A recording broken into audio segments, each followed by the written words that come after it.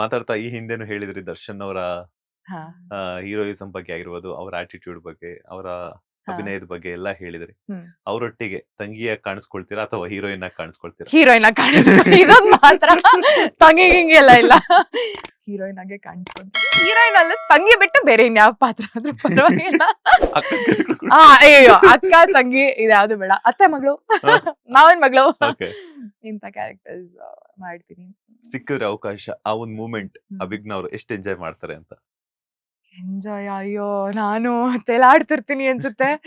Because ನನ್ನ favourite hero ಅವರು. ಹ್ಮ್. ನನಗೆ ನನ್ನ ಹೀರೋ, ನನ್ನ ಇನ್ಸ್ಪಿರೇಷನ್ನು. ಹ್ಮ್.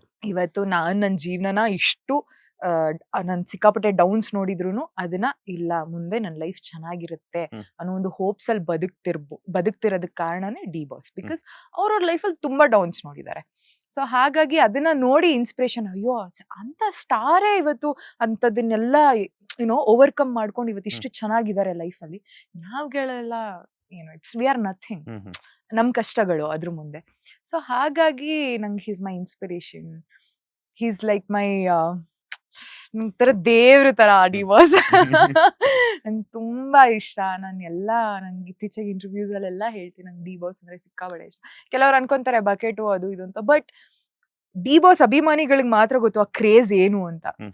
ಸೊ ನೀವು ನನ್ಗನ್ಸುತ್ತೆ ಡಿ ಬಾಸ್ ಫ್ಯಾನ್ ಬೇಸ್ ಇದೆಯಲ್ಲ, we are all crazy fans. Hmm. Boss boss boss, ನಮ್ದು ಆ ತರ ಪ್ರೀತಿ. ಹ್ಮ್. ಏನೋ ಜೀವ ಇರೋವರೆಗೂ ಬಾಸ್ ಫ್ಯಾನ್ಗಳು ನಾವು, ಆ ತರ. ಸೊ ಹಾಗಾಗಿ ಸಿಕ್ಕಾಪಟ್ಟೆ ಇಷ್ಟ. ಅಂದ್ರೆ ಆಪರ್ಚುನಿಟಿ ಸಿಕ್ಕಿದ್ರೆ ಖಂಡಿತವಾಗ್ಲು ನನ್ನಷ್ಟು ಖುಷಿ ಪಡೋಳು ಯಾರು ಇರಲ್ಲ. ಅಂಡ್ ದೇವ್ರೇ ಪ್ಲೀಸ್, ರಾಯ್ರೆ ಪ್ಲೀಸ್, ಬೇಗ ಒಂದು ಆಪರ್ಚುನಿಟಿ ಸಿಗ್ಲಿ ಡಿ ಬಾಸ್ ಜೊತೆ ಆಕ್ಟಿಂಗ್ ಮಾಡೋಕೆ. ಅಂಡ್ ಮಾತಾಡ್ತಾ ಹೇಳ್ತಾ ಇದ್ರಿ, ನಾವು ಕೆಲವರೆಲ್ಲ ಬಕೆಟ್ಗಳು ಅನ್ಕೊಂತಾರೆ, ಹ್ಮ್. ನೆಗೆಟಿವ್ ಕಮೆಂಟ್ಸ್ ಹಾಕ್ತಾರೆ ಹ್ಮ್. ದರ್ಶನ್ ಅವರು. ಯಾಕೆ ದರ್ಶನ್ ಅವ್ರು ಅಂದ್ರೆ ನಿಮ್ಗೆ ಅಷ್ಟೊಂದು ಇಷ್ಟ ಅಂತ, ರೋಲ್ ಮಾಡಲ್ ಅಂತ ಅಂತೆಲ್ಲ ಹೇಳಿದ್ರಿ? ರೋಲ್ ಮಾಡೆಲ್, ಫಸ್ಟ್ ನನ್ಗೆ ಅವ್ರ ಆಕ್ಟಿಂಗ್, ಹ್ಮ್. ಪರ್ಸನಾಲಿಟಿ, ಆ looks and everything. And the second, ಆ ವ್ಯಕ್ತಿ, I mean D boss, he has gone through so much in life. ಈ ಪಾಸ್ಟ್ 1 year ಆಗಿರ್ಬೋದು, ಅವ್ರ ಜೀವನನ ಬೇರೆ ಒಂದು ಪರ್ಸ್ಪೆಕ್ಟಿವ್ ಅಲ್ಲೇ ನೋಡ್ಬಿಟ್ಟಿದ್ದಾರೆ. ಅಂಡ್ ಆ ಗಟ್ಸ್ ಇದೆ ಅಲ್ವಾ ಸರ್, ಇದು ತಪ್ಪು ಗುರು, ನಾನು ಹಿಂಗೆ ಇರೋದು, ಐ ಆಮ್ ದಿಸ್. ಒಂದು ಮೀಡಿಯಾ ಮುಂದೆ ಬಂದು ನಿಂತ್ಕೊಂಡು ಅದನ್ನ ಮಾತಾಡಕ್ಕೆ you need to have that guts. ಓಕೆನಾ? ಅಂದ್ರೆ ಕೆಲವರು ತುಂಬಾ ಪಾಲಿಶ್ಡ್ ಆಗಿ ಮಾತಾಡುವಂತ ವ್ಯಕ್ತಿಗಳು ನಮ್ಮ ಮುಂದೆ ಬಹಳಷ್ಟು ಜನ ಇರ್ತಾರೆ. ಅವ್ರು ನೋಡೋದಕ್ಕೂ ನಮ್ಮ ಬಾಸ್ನ ನೋಡೋದಕ್ಕೂ ನನ್ನ ಕ್ಯಾರೆಕ್ಟರ್ ಹಂಗೇನೆ. ನನ್ ಸ್ವಲ್ಪ ಮುಖಕ್ಕೆ ಹೊಡೆದಂಗ್ ಮಾತಾಡುವಂತ ಕ್ಯಾರೆಕ್ಟರ್ ನಂದು. ಸೊ ಅದ್ ಮೇ ಬಿ ಡಿ ಬಾಸ್ ಇಂದಾನೆ ಬಂದಿದೆ ನನಗೆ. ಸೊ ಆ ಗಟ್ಸ್ ಇದೆ ಅಲ್ವಾ, ಅಂಡ್ ಟು ಆ ಒಂದು ಫ್ರಂಟ್ ಲೈನ್ ಅಲ್ಲಿ ನಿಂತ್ಕೊಂಡು ಇದ್ದದನ್ನ ಇದ್ದಂಗೆ ಹೇಳೋ ಅಂತ ಒಂದು ಕ್ಯಾರೆಕ್ಟರ್. ಸೊ ಅದು ನನಗೆ ತುಂಬಾ ಇಷ್ಟ ಬಾಸ್ ಅಲ್ಲಿ. ಅಂಡ್ ಏನೇ ಆದ್ರೂ ಏನು ಅಲ್ಲ, ಇದು ನಾನು ಇದರಿಂದ ಎದ್ದು ಬರ್ತೀನಿ ಅನ್ನೋ ಒಂದು ಮೆಂಟಾಲಿಟಿ. ಅಂಡ್ ಅವ್ರಿಗೆ ನಮ್ಮ ಅಭಿಮಾನಿಗಳ ಮೇಲಿರುವಂತ ಪ್ರೀತಿ, ಅಂಡ್ ನಮಗ್ ಅವ್ರ ಮೇಲೆ ಇರುವಂತ ಪ್ರೀತಿ, ಅಂಡ್ ಅವ್ರು ಕೊಟ್ಟಿರುವಂತ ಮೂವೀಸ್ಗಳಿರ್ಬೋದು, ಇಟ್ಸ್ ಆಲ್ ವೆರಿ ನೈಸ್. ಎಲ್ಲ ಒಂಥರ ಏನ್ ಹೇಳ್ತಾರೆ, ಬಾಸ್ ಅಭಿಮಾನಿ ಅಂತ ಇನ್ನೂ ನಮ್ಗೆ ಆ ಪ್ರೌಡ್ ಜಾಸ್ತಿ ಬರುತ್ತೆ. ಸೊ ಹಾಗಾಗಿ ದರ್ಶನ್ ಅವ್ರ ಕಡೆಯಿಂದ ಏನಾದ್ರೂ ಕದಿಯುವಂತದ್ದಾದ್ರೆ ಏನ್ ಕದಿತೀರಾ ಅಂತ ಅಭಿಜ್ಞಾ? ಅವ್ರನ್ನೇ ಕದ್ಬಿಡ್ತೀನಿ ಸರ್, ಬಂದ್ಬಿಡಿ ಅವ್ರನ್ನೇ ಕದ್ಬಿಡ್ತೀನಿ. ಅಫ್ಕೋರ್ಸ್ ಸರ್ನೇ ಕತ್ಕೊಂಡು ಹೋಗ್ಬಿಡ್ತೀನಿ ನಾನು. ಆಗುತ್ತಾ? ಗೊತ್ತಿಲ್ಲ, ಕತ್ಕೊಂಡು ಹೋಗ್ಬಿಟ್ಟು. ಫಸ್ಟ್ ಆಫ್ ಆಲ್, ಯಾಕಂತಂದ್ರೆ ಅವ್ರ ಮನೆ ಮುಂದೆ ಅಂತ ಬಂದ ತಕ್ಷಣ ಡೈಲಿ ಬೆಳಗಾದ್ರೆ ಒಂದಷ್ಟು ನೂರಾರು ಅಭಿಮಾನಿಗಳು, ಸಾವಿರಾರು ಅಭಿಮಾನಿಗಳ ವರ್ಗನೇ ಕಾಯ್ತಿರುತ್ತೆ ಅವರೊಬ್ಬರ ಒಂದು ದರ್ಶನಕ್ಕಾಗಿರ್ಬೋದು, ಶೇಕ್ ಹ್ಯಾಂಡ್ಗೋಸ್ಕರ ಆಗಿರ್ಬೋದು. ಅಂತ ಟೈಮಲ್ಲಿ ನಾವು ಅವ್ರನ್ನ ಕದಿತೀವಿ ಅಂತಂದ್ರೆ ಇದು ಪ್ಲಾನ್ ವರ್ಕೌಟ್ ಆಗುತ್ತಾ ಅಂತ? ಇಲ್ಲ, ನಾನು ಕದಿತೀನಿ. ಓಕೆ, ಮೇ ಬಿ ಹಿಂಗ್ ಹೇಳಿದ್ರೆ ಐ ಥಿಂಕ್ ಸರ್ಗಿರುವಂತ ಧೈರ್ಯ, ಇದ್ದದ್ದನ್ನ ಇದ್ದಂಗೆ ಹೇಳೋದು, ತಪ್ಪು ಸರಿ, ನಾನು ಇದನ್ನ ಮಾಡಿದೀನಿ, ಮಾಡಿಲ್ಲ, ಆ ಒಂದು ಧೈರ್ಯ ಇದೆ ಗೊತ್ತಾ ಗುರು. ಇದು ನನ್ನ ಲೈಫ್, ನನ್ಗೆ ಹೆಂಗ್ ಬೇಕೋ ನಾನು ಹಂಗ್ ಬದುಕ್ತೀನಿ. ನೀವ್ ಯಾರು ಅಲ್ಲ, ನೀವ್ ಮಾತಾಡೋದ್ ನನ್ನ ಜೀವನ ಮೇಲೆ ಅದು ಯಾವ್ದೇ ರೀತಿ ಇಂಪ್ಲಿಮೆಂಟ್ ಆಗಲ್ಲ. ನನ್ನ ಜೀವನ ನನಗ್ ಬದುಕಕ್ಕೆ ಎಲ್ಲಾ ರೀತಿ ಅಧಿಕಾರ, ದಟ್ಸ್ ಟ್ರೂ ಅಲ್ವಾ ಸರ್? ಸೊ ಇವಾಗ ನಿಮ್ ಜೀವನ ನಿಮ್ಗೆ ಹೆಂಗ್ ಬದುಕ್ಬೇಕು ಅಂತ ನಿಮಗಿರುತ್ತೆ, ನನ್ ಜೀವನ ಹೆಂಗ್ ಬದುಕ್ಬೇಕಂತ ನನ್ಗಿರುತ್ತೆ. ನೀವು ಬಂದ್ಬಿಟ್ಟು ನಿಮ್ ಜೀವನ ನೀವ್ ಹಿಂಗೆ ಬದುಕ್ಬೇಕು ಅಂತ ಹೇಳಕ್ಕಾಗಲ್ಲ ನನಗೆ. ಸೊ ಹಾಗಾಗಿ ಅದು ಒಂದು ಬ್ರೇವ್.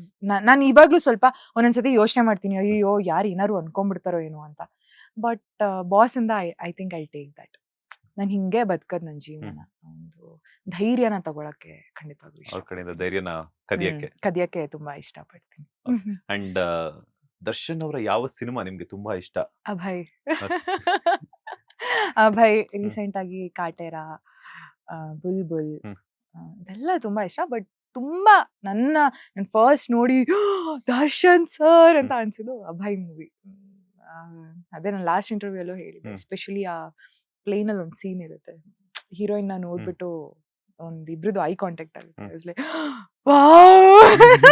ನನ್ ಮದ್ವೆ ಆದ್ರೆ ದರ್ಶನ್ನೇ ಮದ್ವೆ ಆಗೋದು ಅವಾಗಿತ್ತು. ಬಟ್ ಇವಾಗ C him like my role model ಅಲ್ವಾ.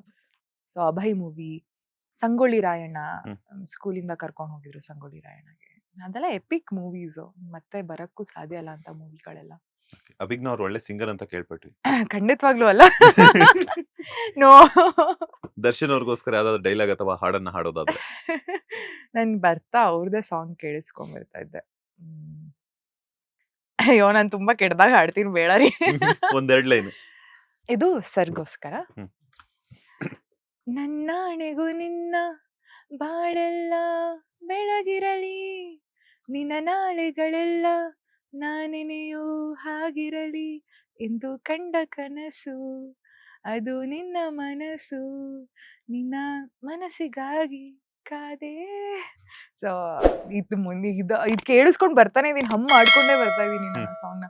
ತುಂಬಾ ಇಷ್ಟ ಆಗೋಗ್ಬಿಟ್ಟಿದೆ ಆ song. So this is for. Latest ಹಾಗೂ ಇಂಟ್ರೆಸ್ಟಿಂಗ್ ಸುದ್ದಿಗಳಿಗಾಗಿ ಬಾಸ್ ಟಿವಿ ಕನ್ನಡ ಚಾನೆಲ್ನ ಸಬ್ಸ್ಕ್ರೈಬ್ ಮಾಡಿ, ಹಾಗೆಯೇ ಬೆಲ್ ಐಕಾನ್ ಪ್ರೆಸ್ ಮಾಡಿ. ಇದರ ಜೊತೆಗೆ ಫೇಸ್ಬುಕ್, ಇನ್ಸ್ಟಾಗ್ರಾಮ್, ಎಕ್ಸ್ ನಲ್ಲೂ ಮಿಸ್ ಮಾಡದೆ ಫಾಲೋ ಮಾಡಿ.